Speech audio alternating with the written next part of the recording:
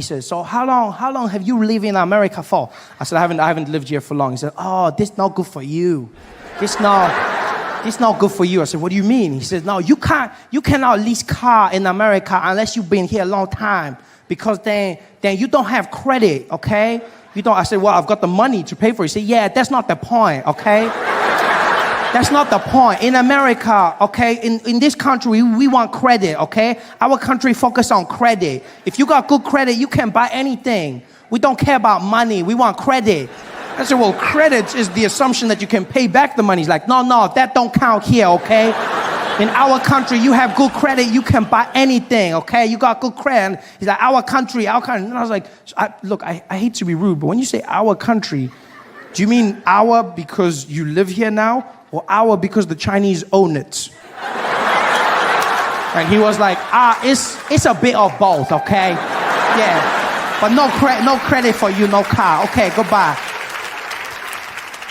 I had to just buy myself a car, you know, this horrible thing, drive around. And that's the worst thing, driving in America, wow. On the other side of the road, you feel like a rebel, you know? Until you see the other cars coming, and then it's not so much fun. You know how many times I did that, just going to the wrong side? And don't trust movies. It's not easy to do that whole thing. No, people don't just drive and no, they stop. They just look at you and go, what are you doing? In the movies, you drive past. What are you doing? Aren't you supposed to? No, they don't drive. They just wait for you to turn around, and the street is so small. You're doing one of those turns, just watching them in your shame, just like it's horrible. I had to practice for months. It was the worst. I remember I drove into a street once. I thought I'd learned. It had been months. I'd been doing it well. And then I turned into the wrong way. And I saw this little old Asian lady driving towards me. And I was like, no! And there was nobody else. So I swerved the car around. I was like, whoa! I was like, yeah! Hero! And I drove, and there were 50 cars coming this way. And I was like, you bitch! And I told my friend the story. I told him this. I was like, oh, this is what happened. And he was like, oh, that's so funny, man. That's so funny. And he's like, who was driving the car? I said, a little old Asian lady. And he's like, oh, yeah, you can't say that, man. You can't say that. I said, what do you mean? He's like, yeah, you can't say she's Asian. I said, why not? He's like, yeah, because that's racist. I said, what, that she's Asian? He's like, nah, if she's a bad driver and you say she's Asian, that's racist. I said, so let me get this straight. Asians are not allowed to be called bad drivers. Is this not racism in itself? Everyone else is allowed the world of bad drivers. But if I'm driving on the freeway behind an Asian person and they're swerving around, and I go, this bad driver, you drive like crap. And I pull up next to them, I'm like, oh, no, sorry.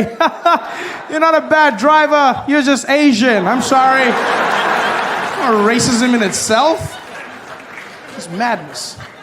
So now what I had to do was get around using a GPS, you know? Decided to get one of those. First, I tried to be a cheapskate. I thought, get a phone with a GPS. That was a horrible mistake. Bought myself one of those iPhones with Siri. Oh, your assistant, she talks to you. She listens to you. If you're American, she doesn't understand one word I say. I don't understand why. I speak English, and they're talking to her. Doom, doom. She's like, what do you need? I'm like, Siri, please call Peter. You want pizza? No, cancel. Siri, I need pizza.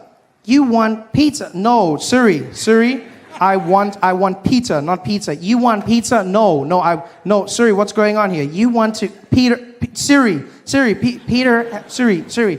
you're not making sense. Siri, are you having an attitude with me? You tell me. I don't know what the hell is going on here. Siri, just listen to me. I don't know. What do you mean you don't know? Siri, just, bitch. Dialing mom. What the hell?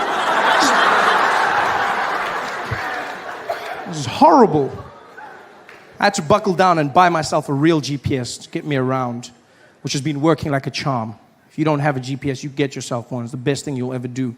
Just don't make the mistake I made and buy it from Craigslist. I bought one off Craigslist, and the guy who sold it to me didn't tell me that it was a Spanish language GPS, which was not so good. I didn't understand anything she says. Look, I still get around because the arrows are in English, thank God. But otherwise, it was just horrible. And I hated it the first few days. And then And then I fell in love with her. She's just, I don't understand why more Americans don't speak Spanish. It's such a sexy language. I'm sitting there and like all the men in here, you want to feel like a man. You get yourself a Spanish GPS. Oh no, you don't understand. Traffic never sounded sexier. It's just like, I just punch in random destinations and she guides me around. She's like, dum dum. Sigue toco de que para conocí. En 200 metros sería la de la cha. And I'm just like,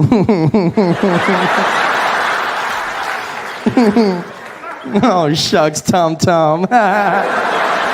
You say that all the time. This is sexy, She just guides me around. It's beautiful. I love that. I'm going to learn Spanish because of that. Spanish has gone up my list. I had a few languages in Spanish.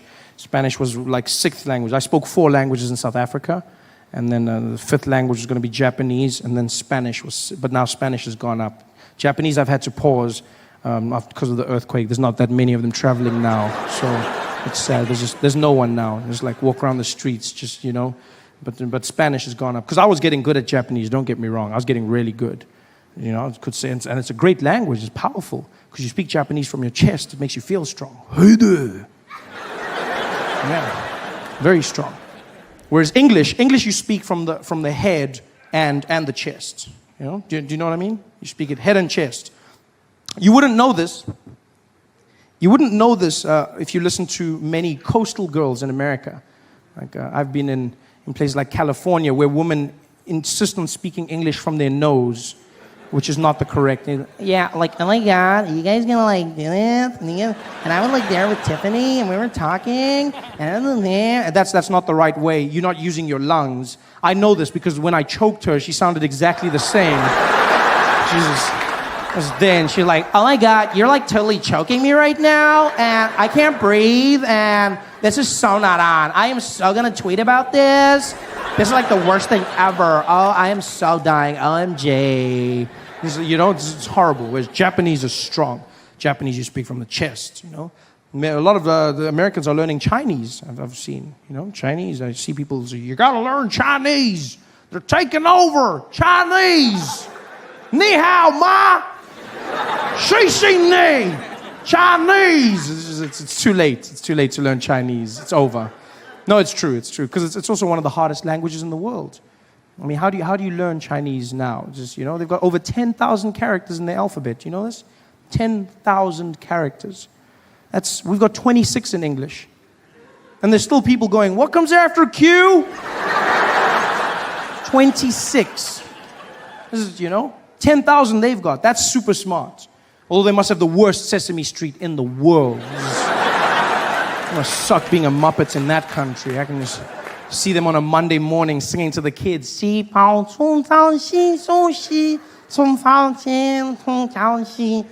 years later, it's just horrible. Some of you may or may not know, I got a job. This is fantastic for me. Thank you very much. Thank you. Thank you very much. Yeah.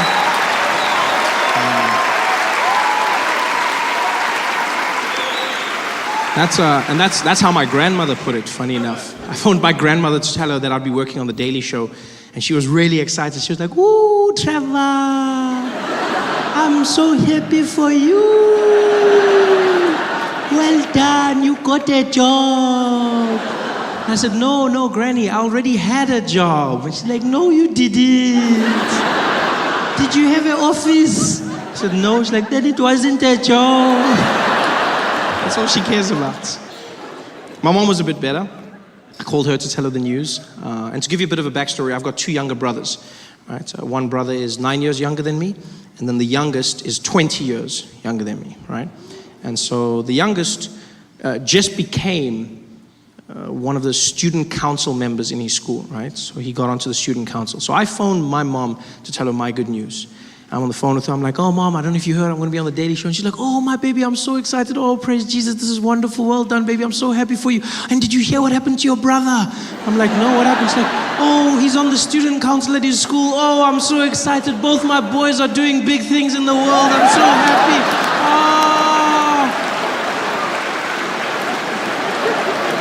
And I was like, yeah. some things are bigger than others. She's like, no, it's all the same. I was like, you say that, but I mean, you know. Come on, you know. She's like, okay, fine. You were never student council, so let's cheer for you. You're like, what?